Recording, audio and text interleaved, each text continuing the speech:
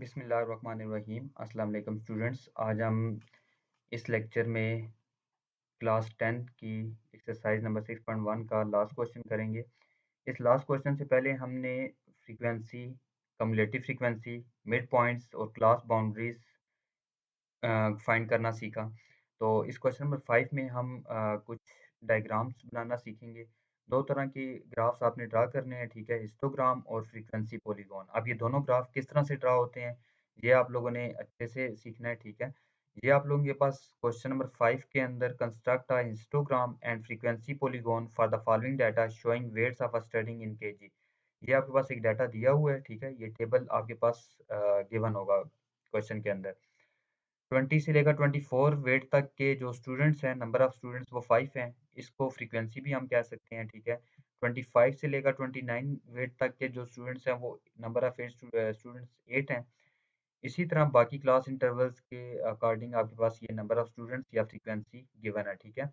तो इसमें आपने सबसे पहले हिस्टोग्राम बनानी है। हिस्टोग्राम आप कैसे बनाई जाती है, इसके लिए आपने ये टेबल ड्रा करना है जिसमें क्लास बाउंड्रीज और फ्रीक्वेंसी होनी चाहिए, ये दो चीज़ें होनी चाहिए। तो क्लास बाउंड्रीज हमने फाइंड करना सीखा हुआ है। इसमें आपने सबसे पहले 0.5 लेस करना है और इसमें 0.5 ऐड करते जाना है, ठीक है।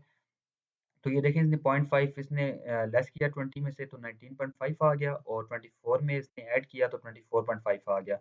और इसी तरह 0.5 लेस किया 25 में से, इसी तरह 29 में इसने ऐड किया, तो ये इसी तरह क्लास बाउंड्रीज बनाता गया। क्लास बाउंड्रीज बनाने का हमें फ़ायदा क्या है? फ़ायदा ये है कि 24.5, 24.5 अब ये देख सकते हैं ये दोनों सेम हो चुके हैं। इसी तरह ये दोनों सेम हो चुके हैं, ये दोनों सेम हो चुके हैं, तो ये आपस में सारी क्लास इंटरवल्स आपस में कनेक्ट हो चुकी हैं, ठीक है। अब हम हिस्टोग्राम इसकी देखते हैं। हिस्टोग्राम के अंदर हमारे पास ये इसका ग्राफ ऑफ हिस्टोग्राम है, ठीक है। तो ग्राफ ऑफ हिस्टोग्राम में आपने ऐसे करना है कि वर्टिकली आपने फ्रीक्वेंसी ले लेनी है एंड हॉरिजॉन्टली आप लोगों ने class boundaries number of list कर लेने हैं, ठीक है।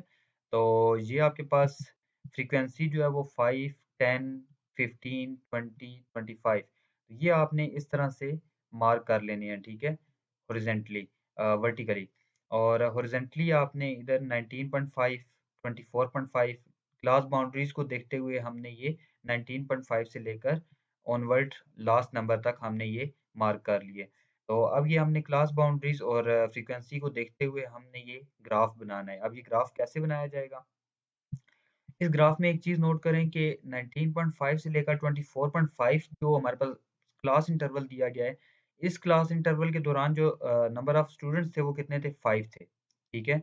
तो आपने इस होल क्लास इंटरवल के ऊपर आपने 5 के सामने, ठीक है, जो फ्रीक्वेंसी होगी 5 के सामने आपने लाइन ड्रा करनी है। तो ये हम देख लेते हैं। ये देख लें 19.5 से लेकर 24.5 तक 5 के सामने इसने ये एक स्ट्रेट लाइन बना दी, ठीक है। ये स्ट्रेट लाइन फिर जो भी बनती जाएगी वो नीचे उस 19.5 और 24.5 के साथ कनेक्ट करता जाएगा, ठीक है। ये इस तरह से एक रेक्टेंगल सा बनाता जाएगा। तो इसी तरह आप लोग 24.5 से 29.5 तक देखें तो उसका फ्रीक्वेंसी 8 दिया गया था, ठीक है। तो ये 8 आपके पास यहाँ से ऊपर 5 से 5 और 10 के दरमियान में 7.5 होगा। 7.5 से थोड़ा-सा ऊपर आपके पास 8 दिया गया होगा, ठीक है। तो इसलिए ये 8 के सामने आपने ये आपने लाइन ड्रा करनी है, तो फिर आपने इसको कनेक्ट कर लेना है 24.5 और 29.5 से। इसी तरह 29.5 से या तो आप लोग बेशक पहले ही आप लोग 29.5 चलें, वो आपको पता चलेगा तो आप लोग ये इधर से मार्क करेंगे और फिर वो उससे कनेक्ट करेंगे। तो अब ये 29.5 से लेकर 34.5 तक ये आई थिंक सो 13 है। तो इसलिए ये 13 के सामने ये लाइन ड्रा की गई है। इसी तरह 34.5 से लेकर 39.5 पे हम देख लेते हैं क्या 34.5 से 39.5 के सामने हमारे पास 22 है, ठीक है। तो ये आपने 22 के सामने जो है वो आपने लाइन ड्रा करनी है। तो ये 20 से ऊपर थोड़ा-सा ऊपर 22 होगा तो ये 22 के सामने। इसी तरह आप लोगों ने देखना है कि 39.5 से लेकर 44.5 तक जो होगा वो 15 के सामने होगा, ठीक है। तो इसलिए 15 पे आपने ये लाइन ड्रा करनी है। और इसी तरह आप लोगों ने नेक्स्ट क्लास इंटरवल्स के लिए भी इसी तरह से ये ग्राफ ड्रा कर लेना है, ठीक है। तो ये आपके पास कनेक्ट हो गया, ये आपके पास इसकी हिस्टोग्राम बन गई। अब ये तो हिस्टोग्राम बन गई। सेकंड नंबर पे उसने पूछा हुआ था कि फ्रीक्वेंसी पॉलीगॉन बनाना है, ठीक है। मैं फिर बता रहा हूँ, हिस्टोग्राम के लिए हमें जो टेबल चाहिए होता है उसके अंदर क्लास बाउंड्रीज और फ्रीक्वेंसी, ये 2 चीज़ें चाहिए होती हैं। फ्रीक्वेंसी जो होती है वो वर्टिकली ड्रा की जाती है और क्लास बाउंड्रीज हॉरिज़ॉन्टली ड्रा की जाती है, ठीक है? तो अब हम देखते हैं फ्रीक्वेंसी पॉलीगॉन के लिए हमें टेबल्स में क्या-क्या चीज़ें चाहिए होती हैं। उसके लिए अलग से आपने टेबल बनाना है। तो ये एक टेबल बनाया गया है फॉर फ्रीक्वेंसी पॉलीगॉन के लिए। फॉर फ्रीक्वेंसी पॉलीगॉन के लिए आपने क्लास लिमिट्स उसके अंदर क्लास बाउंड्रीज़ नहीं लिखनी। क्लास लिमिट्स जो हमारे पास गिवन होंगी क्वेश्चन के अंदर आपने उन्हीं को यूज़ करते हुए आपने टेबल बनाना है। क्लास लिमिट्स हमने लिख ली, ठीक है? और क्लास लिमिट्स के सामने हमने मिड पॉइंट्स फाइंड कर लिए। मिड पॉइंट्स कैसे फाइंड करेंगे? इन दोनों को ऐड करें, ठीक है?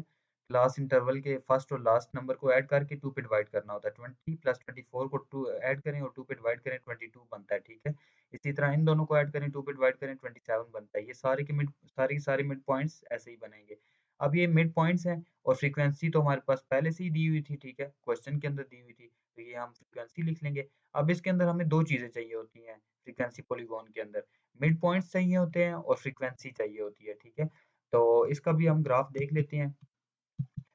इसके ग्राफ के अंदर हमारे पास ये फ्रीक्वेंसी वही वर्टिकली आपने लेनी है, ठीक है?